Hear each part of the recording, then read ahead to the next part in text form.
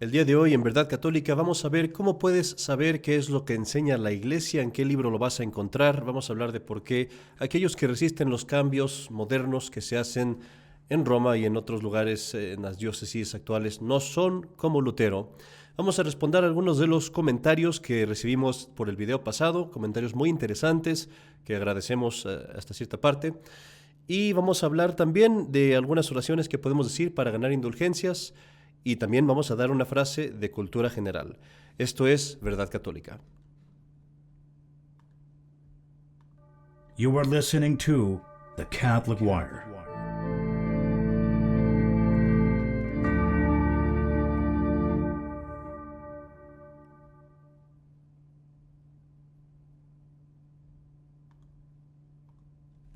¿Qué tal, amigos? Se preguntarán por qué el sonido del logo está en inglés. Es la verdad porque no he tenido tiempo de hacerlo en español. Pero Verdad Católica es también, como ven aquí arriba, es parte de un proyecto más grande que se llama The Catholic Wire, que está en inglés también. Estamos empezando apenas con el canal en español. No hemos hecho mucho tampoco del canal en inglés. A pesar de lo que dijeron en los comentarios, no soy un padre mediático. Tenemos muchas ocupaciones. En mi caso en particular estoy tratando de ayudar 4 parroquias distintas. 2 de ellas bastante grandes. Entonces, no tenemos tiempo de hacer tanto contenido como quisiéramos, pero creo que es urgente hacer un poco más de lo que hemos hecho hasta entonces, sobre todo por los errores que hay alrededor.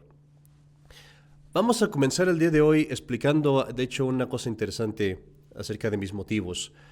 Había hecho un video hace tal vez 1 año, 2 años, hablando de estas cosas, de los cambios en la iglesia, de las cosas que debemos de evitar respecto de estos cambios. Y este video recibió bastantes vistas. Creo que tuvo, si mal no recuerdo, 8,000, 10,000 vistas, que para mí eso es mucho, generalmente tengo muy pocas. Pero el video hubo muchos comentarios, ¿no? O sea, comentarios buenos, comentarios malos. Y a decir verdad, eso me hizo retroceder un poco, no por temor a los comentarios malos, sino por temor a no poder continuar explicando las cosas. No quería yo nada más, vamos a decirlo así, hablar de un tema delicado y luego no poder explicar, no poderle dar seguimiento, no poder ayudar a la gente. Estoy convencido de que no puedo ayudar a la gente tanto como quisiera. No tengo el poder para hacer tanto como quisiera hacer. Pero lo que me ha convencido a empezar con los videos otra vez es que desgraciadamente empiezo a notar desde hace mucho que los católicos están cambiando la enseñanza de la iglesia. O sea, que hay mucha gente que se dice católica que no cree lo que enseña la iglesia católica. Y dicen es que tenemos que cambiar esto, tenemos que cambiar aquello, ya no aplica esta cosa o la otra, esto ya no es así. En otras palabras, son católicos protestantes. Y eso es lo que me ha convencido a la necesidad de hablar estas cosas y de corregir los errores antes de que se propaguen más.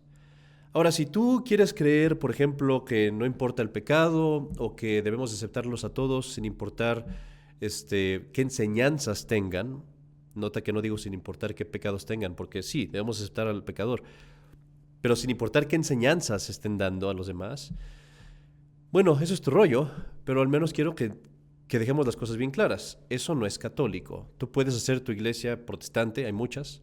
No lo hagas, está mal. Pero vamos, eso es lo que hace la gente.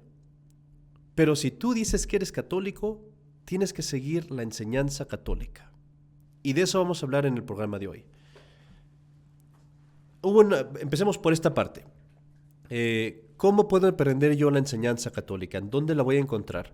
En lo que dice el Papa en su último tweet o en su último post en Facebook. No.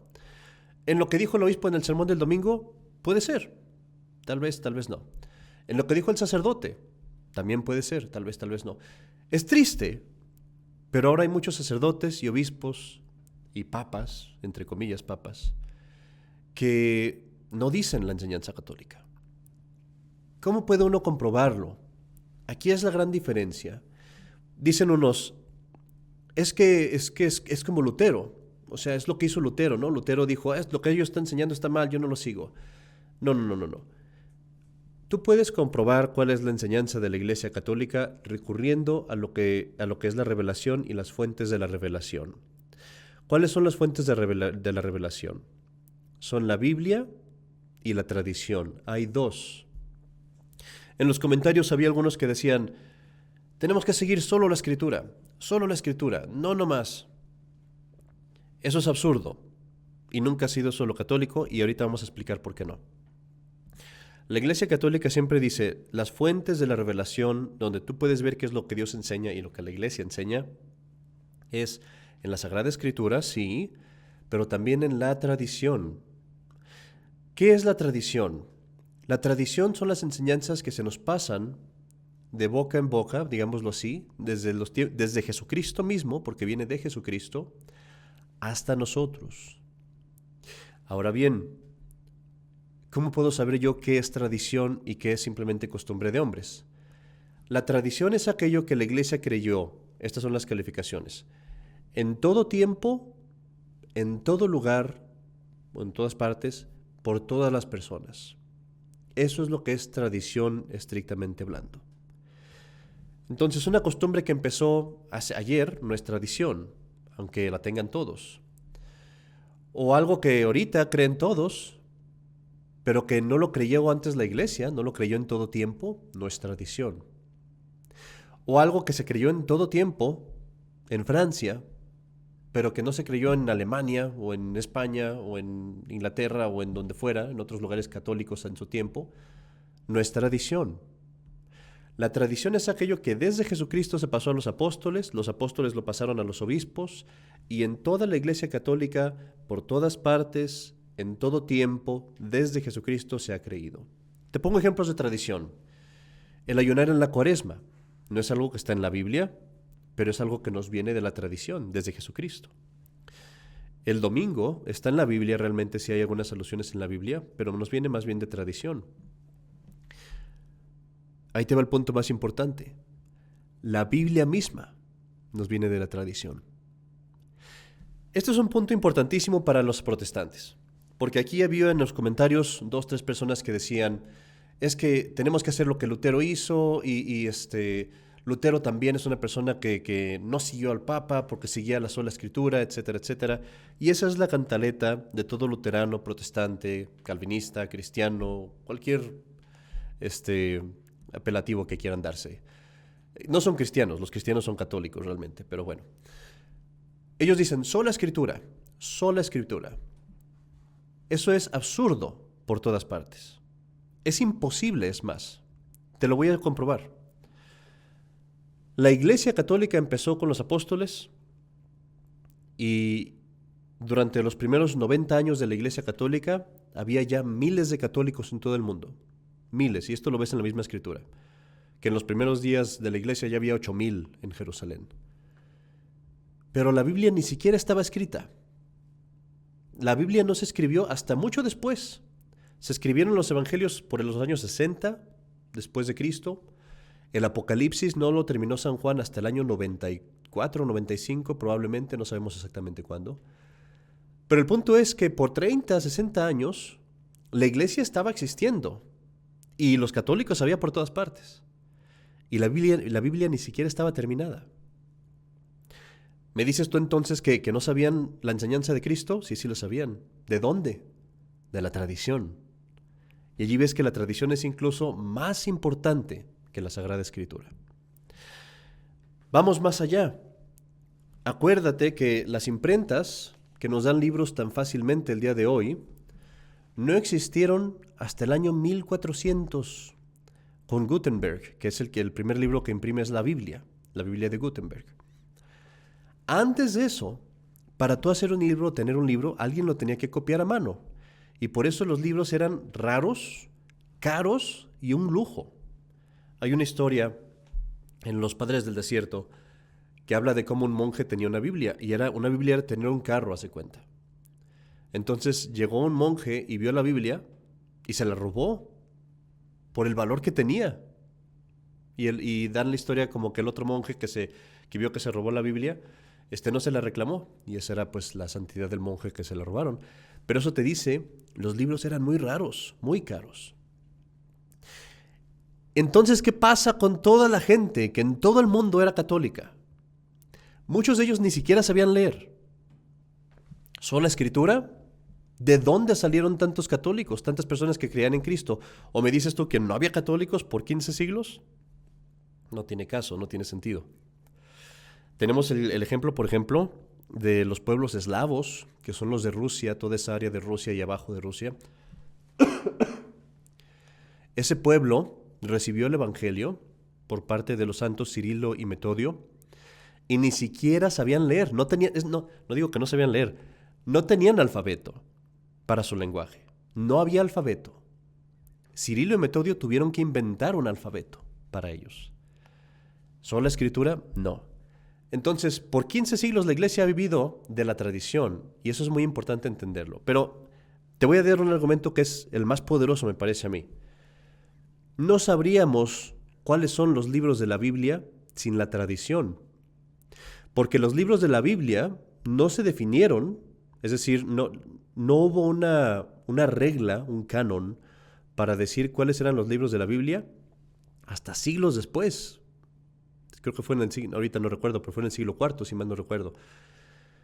Había cientos de libros, evangelios apócrifos, epístolas apócrifas, el libro de Hermas, la Didache, muchísimos libros que la gente decía que eran revelados. ¿Quién dice cuál es la Biblia? La Biblia que tú, protestante, lees, ¿de dónde sale? De la Iglesia Católica, que en un concilio declara el canon de las Escrituras y dice, estos son los libros revelados, no más que estos. Y tú, protestante, la Biblia que tú tienes, la tienes por la tradición de la Iglesia. Entonces no es posible la sola Escritura. Esto lo digo estoy tratando de decirlo en un tono amistoso. No soy una persona, como ustedes pueden ver tal vez, no soy una persona suavecita, pero creo que en estos tiempos no faltan personas suavecitas, hay demasiadas de esas. Lo que necesitamos es un poco de pantalones. Entonces, y más cuando hablamos de cosas de la fe. Pero trato de ser amable, trato de ser caritativo. Que Dios me ayude si no lo hago. Muy bien, pasemos al siguiente punto que es muy importante y es lo que te prometí al día de hoy. ¿Cómo puedes saber qué es lo que enseña la iglesia? ¿En qué libro lo vas a encontrar? Ese libro que tengo aquí en mis manos no lo vendo yo, es un libro que todavía está a la venta, todavía se está imprimiendo, pero es un libro que su primera edición data de 1800, del siglo XIX. Y es el libro que se llama El Magisterio de la Iglesia. Estoy seguro que muchos de ustedes ya lo conocen. Es Enrique Denzinger. Denzinger, y muchas veces lo encontrarás así, la gente dice Denzinger. Se refieren a este libro. Denzinger es el compilador, él no escribe el libro, es un sacerdote que compila todas estas cosas que son definiciones de la Iglesia. Entonces, ¿qué es lo que contiene este libro? Lo que este libro contiene es todas las definiciones extraordinarias del magisterio de la Iglesia. Las veces que los papas hicieron definiciones, las veces que los concilios hicieron definiciones, o actos de fe, cosas así, todo esto lo vas a encontrar aquí. Es importante saber, no todo está aquí. Hay cosas que no se encuentran en el magisterio extraordinario de la Iglesia, pero aquí se encuentra una gran parte de ello, de lo que es la tradición, de lo que hablábamos.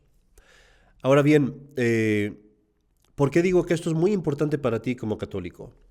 Porque ahorita si tú ves que, digamos, Francisco dice esto o aquello, o que el obispo fulano dice esto o aquello, o el sacerdote Cepeda dice esto o aquello en el canal de YouTube, tú tienes que decir, bueno, ¿cómo sé yo que esto es la enseñanza de la iglesia de antes? ¿Cómo sé yo que esto es lo que se creyó siempre en la iglesia y en todas partes? Bueno, puedo agarrar mi libro del Magisterio de la Iglesia y la mayoría de las cosas las voy a encontrar aquí. No todas, pero la mayoría. Y como católico, este libro va a ser un asunto esencial de tu cultura, porque nada más el leerlo así al azar, tú te vas a encontrar muchas cosas que enseñó la Iglesia desde siempre y que ahora ves contradichas, que ahora ves que la jerarquía incluso dice no. Te pongo un ejemplo muy raro, raro quizás para ti, no sé. Ahorita mucha gente dice, la Iglesia debe estar separada del Estado, y así es como debe de ser. Y Francisco va y le dice a España decía antes, en sus constituciones decía que era un país católico, porque lo era, y Francisco va y le dice, no, ya no digan que eres católico, de ahora en adelante di nada más que eres un país. O sea, separa eso. Hazte un país ateo, un gobierno ateo. Ya no católico, ateo. Eso no lo dijo Francisco, pero cuando tú le dices a alguien que es católico o a un país que se dice católico, que no se diga católico, lo que estás diciendo es eso, es decir, ya no profeses religión. Bueno, la separación de la Iglesia y del Estado. Si yo me agarro en este libro y voy y lo busco, separación de la Iglesia y del Estado, voy a ver que el mismo Papa Pío IX condenó la Iglesia, condenó la idea de la separación de la Iglesia del Estado. Y dijo así: si tú vas y enseñas que la Iglesia debe estar separada del Estado, anátema, es decir, pierdes la fe, ya no eres católico. Porque esto es parte para hacer otro podcast, nada más de eso, porque ya empiezo a ver comentarios por aquí diciendo, ¿cómo que la Iglesia debe estar separada del Estado? Claro que sí. Se refiere el Papa que deben de cooperar la Iglesia y el Estado, y nunca puedes decir que el Estado sea ateo. Eso no es posible. Pero en fin, a lo que voy es que esas enseñanzas, tú las vas a ver aquí en este libro y vas a poder comprobar qué es lo que la Iglesia enseñó siempre y qué de lo que te dicen ahora nunca fue enseñado por la Iglesia. Otro ejemplo, la Iglesia dice, en los tiempos modernos dicen, cada quien tiene el derecho de profesar cualquier religión que quiera. Y muchísimas personas me van a poner en los comentarios, claro que sí, ¿cómo se atreve a decir lo contrario? El Concilio Vaticano II dice eso. Pero, si tú agarras este libro vas a ver que desde siempre la Iglesia enseñó que no tenemos el derecho de profesar religiones falsas. La Iglesia tolera a las personas que no se quieren convertir, no los forzamos a convertirse, pero eso no es un derecho, porque la mentira no tiene derecho. El veneno no tiene derecho. O sea, eso no es un derecho, es algo que se tolera, pero no es un derecho. Me estoy yendo por la tangente, a lo que voy es, este libro es muy bueno por eso, porque te va a enseñar lo que la Iglesia siempre enseñó. Ahora bien, muchas personas estarán en desacuerdo con muchas de estas cosas, y eso es precisamente lo que me preocupa, y la razón por la que hago estos programas. Y tú tienes todo el derecho, bueno, no el derecho, tienes la libertad de estar en desacuerdo. Pero al menos reconoce que eso no es católico. Ve tú y di que eres lo que quieras y haz lo que quieras y dirás lo que quieras, pero eso no es católico. Lo que la Iglesia Católica enseñó es muy claro y está definido y lo ha enseñado por cientos y miles de años. Y eso no cambia. Y para eso es para lo que este libro es muy importante. Y este libro se edita aún ahora, ¿eh? Tú lo puedes encontrar. Entonces, por eso es que este libro es tan importante y que yo te recomiendo mucho que lo encuentres, que lo busques, que lo estudies y lo leas. Espero sus comentarios y ya me estaré peleando con ellos. Y hablando de eso, vamos a checar ahora los comentarios que tenemos del video anterior, porque creo que eso nos va a dar mucho material para hablar un poco más. Ok, vamos a recorrer algunos de los comentarios que tenemos aquí. Vamos a empezar con algunos importantes.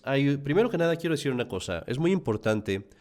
Yo no sé por qué alguien leería los comentarios, pero qué bueno que los leen, qué bueno que los dejan, porque eso me sirve a mí para poder explicar más. Pero es muy importante cuando estamos haciendo comentarios o respondiéndole a otras personas, ser caritativo, no ser sarcástico, no nomás tirar insultos o acusaciones sin fundamento. Esto lo digo por los que me acusan, porque hay personas que me dicen, es que eres un ciego, es que eres un escandaloso, estás diciendo mentiras, pero no me dicen cuál es la mentira, y eso no sirve de nada. Si realmente estoy mintiendo, díganlo en qué, y yo lo corrijo, si realmente dije una falsedad. Pero vamos, digan las acusaciones con fundamento, ¿no? Pero hay otras personas, las que están de mi lado también tal vez, que pueden ser muy sarcásticas o incisivas. No hagan eso. No digan nombres, no digan no pongan apodos, nada de eso. Para discutir y hablar de la verdad basta con dar argumentos, presentarlos, decir la verdad como es y ahí muere, no es necesidad de más. Es muy importante mantener caridad. Caridad, digo, otra vez, no suavidad. Suavidad es buena, pero no siempre es buena. Caridad siempre es buena, siempre es necesaria. Ok, vamos a ver algunos de los comentarios. El primero que quiero decir, de que quiero comentar, es uno que ya lo borraron, creo que lo borró la persona, no lo veo ya allí, pero me pareció muy interesante. Dice, ¿qué hay? No sea intransigente, me dice. ¿Qué hay de las personas que ya se hicieron la operación, que se cortaron tal vez los pechos o alguna otra parte, y ya no se pueden arrepentir? ¿Y qué van a hacer ellos? Ya no se pueden bautizar. Entonces, no sea intransigente, padre. Y quiero responder a eso porque es muy importante. Debemos de ser claros en las palabras que usamos y no tener equívocos, porque eso es lo que ha estado haciendo el enemigo para sembrar duda y confusión. Todos sabemos, todos lo saben, y el Vaticano lo sabe también en ese documento que sacó. Todos saben que cuando decimos la palabra transgender, nos referimos a personas que en ese momento profesan ser de un distinto sexo del que son y se visten de una forma distinta a su sexo. Si es un hombre se viste como mujer, se llama como mujer, exige que le digas los pronombres de una mujer. Eso es un transgender. Y eso, recordemos, la Biblia dice, el hombre que se viste como mujer es abominación. Pero bueno, lo importante es, eso es un transgender, eso es la persona que se dice transgender. Y todo el mundo lo sabe, nadie tiene duda de eso. Entonces, cuando alguien me dice, es que qué tal si se arrepintió, eso ya no es un transgender y todos lo saben. Es más, si una persona que era transgender se arrepiente y se echa atrás y se viste como hombre siendo hombre o como mujer siendo mujer, los mismos del culto LGBT lo van a hacer pedazos. Pedazos. Y lo he visto yo, cómo se le echan encima a todos, traidor. Y ya nadie le habla y nadie lo apoya y se acabó toda la tolerancia. Ahí muere, a matar a este hombre casi casi. Y eso es algo que lo vemos aquí en Estados Unidos mucho, ¿eh? Pero el punto es entonces, si la persona se arrepintió, si hablamos por ejemplo de un hombre que se operó, se cortó partes y quiere bautizarse ahora arrepentido, de eso no hay ningún problema. Nunca ha habido necesidad de legislación para eso, porque eso nunca ha sido problema ni duda.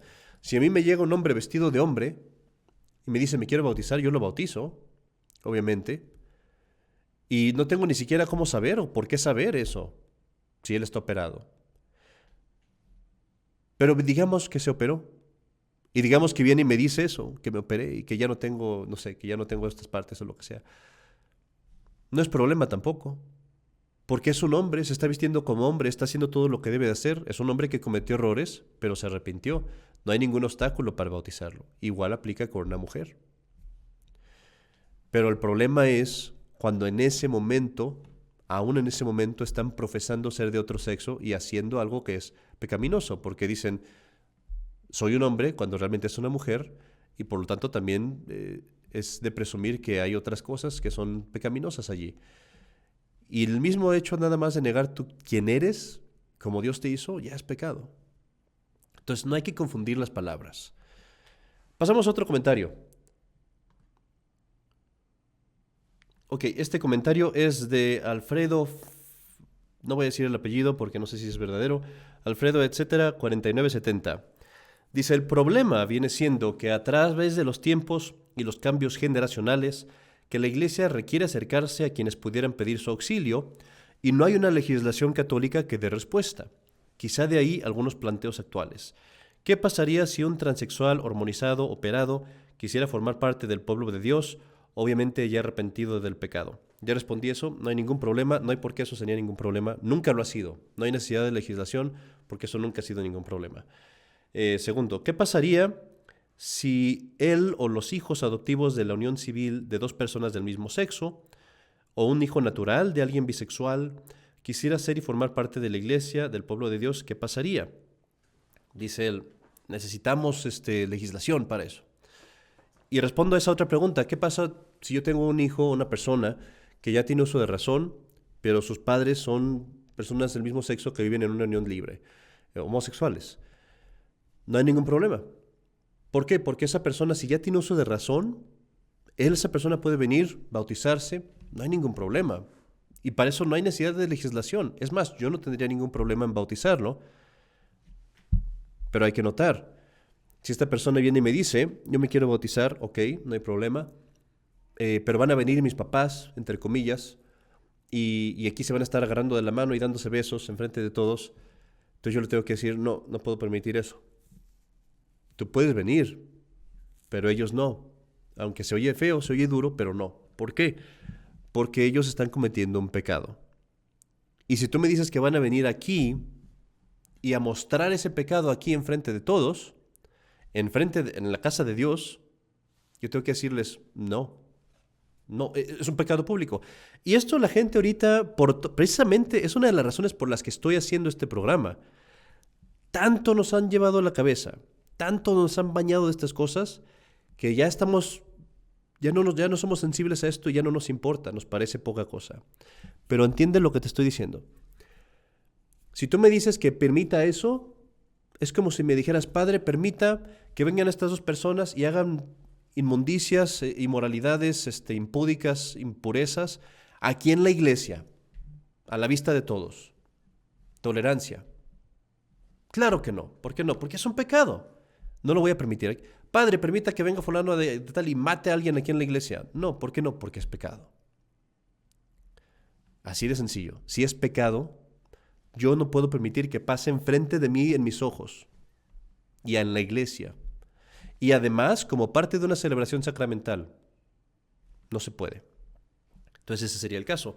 Pero tú sí te puedes bautizar. Claro que sí, porque ya tienes uso de razón. Con este mismo comentario vamos a ir a otro comentario de... Silbornicent. Ese nombre sí lo digo porque me imagino que no es el verdadero. Sabe si es el verdadero. Dice, ¿qué tiene que ver el bebé con el pecado de los padres? Ridículo. Francisco ha sido muy claro. Y no dijo lo que tú dices. ¿Bautizas a hijos naturales? Porque es inocente. Usted es un conspirador que hace daño a la iglesia. Silbornicent. Espero que todavía veas este video. Me imagino que ya no lo vas a ver, pero es una buena explicación para los demás. El bebé es inocente. El bebé de, digamos, dos homosexuales que adoptan a un bebé. ¿Por qué no lo puedo bautizar? Porque el bautismo no es un tatuaje de esos de dulces que llego yo y se lo pongo nomás a la gente en las manos para llevarlos al cielo. El bautismo, en el momento en el que tú lo recibes, es un compromiso que haces con Dios de practicar una vida católica. Cuando tú te bautizas, si te acuerdas, si alguna vez has visto un bautismo, vas a ver que dices, renuncias a Satanás, renuncio, y a todas sus obras, renuncio, y a todas sus pompas, renuncio. Crees en Jesucristo, Hijo de Dios vivo, creo, y en la Santa Iglesia Católica, creo, y en los mandamientos también. Se te dice que guardes los mandamientos. Cuando tú te bautizas, adquieres esos compromisos. Y es por eso que la Iglesia nunca, jamás ha permitido que yo como sacerdote vaya y bautice a alguien contra su voluntad o sin tener la garantía de que va a ser educado católico. Si yo, por ejemplo, veo papás que tienen a su hijo y no lo quieren bautizar, no tengo el derecho de bautizarlo. Es más, pecaría si lo bautizo. Porque la iglesia me dice no. ¿Por qué me dice la iglesia que no? Porque si yo lo bautizo, le pongo esos compromisos y esa persona no los va a poder cumplir. ¿Sí me explico? Si yo, por ejemplo, le digo a una persona, si yo bautizo a un bebé y a ese bebé no lo educan como católico y ese bebé no va a misa los domingos, ya está pecando. Si no comulga cada año, ya está pecando. Si no se confiesa cada año, ya está pecando. Si no da limosnas, ya está pecando. Hubiera estado mejor que yo no lo bautizara, porque entonces no tendría tantos pecados, no tendría esos compromisos. Después los puede él adquirir libremente y ya lo seguirá él. Pero a un bebé no lo puedo bautizar sin tener la certeza de que va a ser educado católico. Y esa es la razón por la que la pregunta no consiste en si el bebé tiene la culpa o no. No ese es el punto. La pregunta es, ¿va a ser educado como católico este bebé? Hay otro punto que es muy importante, y no quiero que se me olvide esto también. Si yo bautizo a el bebé de dos personas que están en pecado, en cualquier forma, no solamente LGBT, pero también personas, supongamos un hombre y una mujer que viven sin casarse y en pecado, si yo bautizo a ese bebé públicamente, estoy sancionando su condición, estoy diciendo, está bien lo que hacen. y eso no lo puedo hacer. Entonces, hay casos, sí, en los que si uno puede garantizar que el bebé va a ser educado católico, lo bautiza uno en privado, o lo puede bautizar la abuela o la mamá, pero no es eso lo que debe pasar. Lo que debe pasar es que las personas se deben de arrepentir de su pecado, venir y confesarse, y entonces ya hacer el bautizo bien. Ok, ese es uno de los comentarios. Hay otro comentario, decía que es importantísimo también, y este viene de Leslie, no digo el apellido por si es verdadero, Leslie, etcétera, 1839. Leslie me dice: tú estás dañando la iglesia, eres muy despectivo. Jesús aceptó a Judas, le compartió el pan, le lavó los pies, y eso no significa que estaba de acuerdo en su maldad. La verdad, debemos de quitar las etiquetas que son vendas al amor, disfrazadas de pecado. Eso hace mucho daño. Ok, Leslie, espero que veas este video, espero que te haga sentido lo que voy a decir. Empecemos con el punto de Jesús aceptó a Judas. Jesús mantuvo a Judas junto con él durante la última cena y todo el tiempo con el fin de convertirlo. Y hasta el final Jesucristo trató de convertir a Judas. Jesucristo nunca jamás le dijo a Judas: está bien el pecado que estás haciendo. No. Jesucristo todo el tiempo estaba tratando de convertir a Judas. Cuando le dice, ve y lo que haces hazlo más pronto, lo que quería era sacar a Judas de la compañía de los apóstoles. Pero bueno, es una cosa interesantísima que digas eso, porque fíjate, y te lo digo esto con toda caridad, o sea, no quiero ser despectivo, pero fíjate lo que Jesucristo dice en la última cena, porque dice, en lugar de decir, no hay pecados, no se preocupen de los pecados, ¿qué dice él? Uno de vosotros me traicionará esta noche. Y dicen ellos, ¿quién será? ¿Quién será, Señor? ¿Quién seré yo? Y vuelve a repetir, uno de vosotros me traicionará esta noche. Ay de aquel por el cual el Hijo de Hombre se va. Más le valiera a ese hombre no haber nacido. Amigos, lean los evangelios. No se vayan por las fotos de Jesús que les muestran en la televisión. Lean los evangelios. ¿Me dicen a mí que yo soy duro?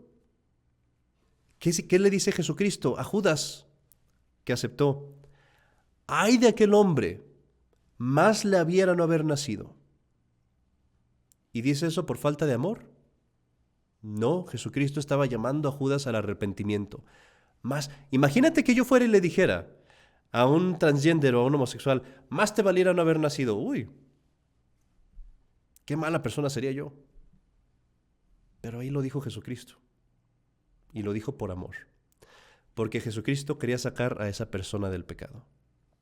Y este es el punto que quiero hacer. Querida amiga, no me aceptarías que te dijera amiga, me imagino, pero Leslie, la mayor caridad que le podemos hacer a las personas no es afirmarlas o aceptarlas como son, es ayudarlas a salir del pecado. Esa es la mayor muestra de amor que tú le puedes hacer a alguien. Si no les das eso, cualquier otra cosa que les des no vale nada. Si tú vas a una persona y le das de comer, y le das de vestir, y le das de beber, y la dejas en pecado sabiendo que está en pecado, es una máxima crueldad. Y mejor fuera que no hicieras nada, porque lo único que estás haciendo es ponerla en un lugar peor. En cambio, si tú omites por alguna razón el darle de comer y darle de vestir y darle de beber, y ella se lo consigue por otro lado o él, pero tú sacas a esa persona del pecado, hiciste todo. Y es lo mejor que podías haber hecho y mereces el cielo por eso. Y hiciste lo mejor, la mayor cosa que podrías hacer por una persona. Y lo dice San Pablo en sus epístolas, que quien salva a un pecador, quien saca a un pecador del pecado, salva su alma. Entonces yo como sacerdote y tú, Leslie, con tus amigos, si tienes algún amigo que sea homosexual o LGBT o todo eso, sí se hable con ellos y hazles caridades y todo, pero ten siempre presente esto, la mejor cosa que yo puedo hacer, la mayor caridad que le puedo hacer a esta persona es sacarlo de su pecado, no dejarlo en él. Y siempre pongo el ejemplo, yo es como alguien que ves a una persona que está sumergida en el lodo, feliz de estar en el lodo, y tú le dices, quédate en el lodo. Yo no haría eso. Yo lo que le diría, ¿sabes qué? Yo sé que te gusta, pero no te conviene. El lodo no es bueno para ti, te vas a enfermar, te vas a infectar. No, ven para acá, te sacamos y te limpiamos. Esa es la muestra de caridad. Entonces, Jesucristo nunca aceptó el pecado de Judas. Al contrario, hasta el final trató de convertirlo. Y acuérdate de esas palabras. La próxima vez que pienses que Jesucristo acepta al pecador sin que se arrepienta de sus pecados, acuérdate de esas palabras. Más le valiera a ese hombre no haber nacido. En esto lo voy a repetir muchas veces, pero hay una parte que creo que es importante que recordemos. La gente dice, es que Jesucristo perdonó a la prostituta y perdonó esto y perdonó aquello. Eso es cierto. Yo soy un pecador, todos somos pecadores. No se olviden de las segundas palabras. Jesucristo dice, ve, tus pecados te han sido perdonados, no peques más. Todo el mundo se olvida de estas palabras. Y en todos los sermones de la misericordia de Dios se les olvida estas palabras. No peques más. Eso es todo el sentido del perdón que Jesucristo da del pecado. Entonces hay que tener eso siempre presente. Leslie, espero que eso te haya quedado un poco más claro, pero por favor, gracias por tus comentarios y puedes comentar un poco más cuando tú quieras. Ok, un último comentario y con eso ya pasamos a nuestra siguiente sección, que va a ser la última del programa, espero yo. Este es un comentario un poco, me causa un poco bueno, es interesante, digamos, es interesante. Es de Jaed, etcétera, 975, que me dice, qué curioso que empiece citando a un ser humano, Aristóteles, y no la palabra de Dios. Es más, ni siquiera una oración. Jaed, confieso que tienes toda la razón. Quizás debería empezar yo con una oración. Tengo otros programas o otros sermones que son espirituales y ahí empiezo con una oración. Este programa lo tengo yo hecho más bien como un comentario, como un programa de radio, digámoslo así. Me interesa mucho que lo escuchen no solamente católicos, sino protestantes, incluso ateos, para que conozcan la verdad. Y sobre todo por los temas de los que estamos hablando, que muchas veces son cosas que incluso incluyen política o noticias, cosas así. Por eso me parece un poco inapropiado empezar con una oración.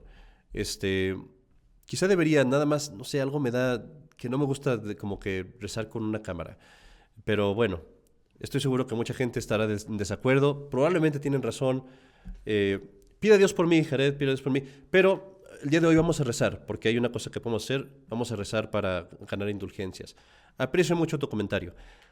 ¿Por qué digo frases de personas no católicas o frases célebres, digámoslo así?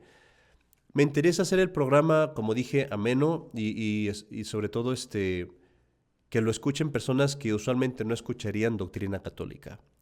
Y por eso la frase célebre al principio, que puede ser de cualquier persona, la digo como una forma para empezar a atraer a esas personas que tal vez no quieran escuchar contenido necesariamente puramente católico. Me equivoco, a lo mejor, pero hay una cosa que pienso que también es importante. Uno como católico tiene que ser culto. Uno como católico tiene que tener cultura, tiene que tener conocimiento no solamente de la fe católica, sino de las ciencias, de los libros, de las cosas buenas que hay en todos lados. Lo mejor que hay es la fe, lo más importante es la fe, esa es nuestra prioridad, pero eso no nos impide leer obras, por ejemplo, de Julio Verne o de otros autores que no eran religiosos necesariamente, pero que sus obras son buenas o interesantes por lo menos. Es parte de la cultura y la cultura nos ayuda a nosotros también para tener un criterio y para poder atraer a otras personas a las cosas más elevadas como la fe. Por esa razón, Jaed 975, vamos a decir el día de hoy también una frase de cultura que no es religiosa, pero después vamos a pasar a algo religioso. Y vamos a decir una frase de Mark Twain. Mark Twain dice, el carácter de un hombre se puede ver o se puede entender por los adjetivos que usa en su conversación. Es decir, cuando tú escuchas a una persona y escuchas qué palabras usa de otros, puedes conocer su carácter. Y esto, ¿sabes en dónde aplica? En los comentarios. Cuando tú ves un comentario y ves que la persona es incisiva y insulta y nada más tira piedras y etcétera, dices, ya puedo conocer tu carácter, cómo eres, ¿no? Se ve quiénes son moderados, razonables, buscan argumentos, quienes se guían por puras emociones, o esto se oye feo, oye, ustedes así, o quienes son simplemente incisivos y corrosivos, digámoslo. Y esto en tu conversación diaria con las personas, si hay una persona que ves que dice muchas palabrotas, insulta y se la pasa diciendo tal y tal y aquella tal y todo eso, conoces el carácter de esa persona. En cambio, si la persona tiene una boca limpia, respetuosa y habla de otras personas con consideración, ves que tiene un carácter muy bonito, muy bueno. Una frase muy buena de Mark Twain, pero habiendo dicho eso, vamos a pasar ahora a decir una oración para terminar el programa de hoy. Hay un libro que se consigue en inglés y ahorita es muy difícil conseguirlo en español también, que se llama La Racolta. En español es muy difícil conseguirlo, rarísimo, pero lo vamos a poner aquí. Estamos trabajando ahorita en hacer una edición, poderlo poner a la venta y disponible al público. ¿Qué es este libro tan interesante? Este libro es una colección oficial del Vaticano. Yo tengo la colección de antes del Concilio Vaticano II, que tiene todas las oraciones católicas que tienen una indulgencia, con las cuales puedes ganar una indulgencia. Un libro buenísimo para tener, ya les dije, lo vamos a conseguir aquí en español. Este tipo de cosas es las que deberíamos estar haciendo los sacerdotes. Pero el día de hoy vamos a decir una oración que está indulgenciada. No tengo el libro aquí todavía, pero sé que está indulgenciada.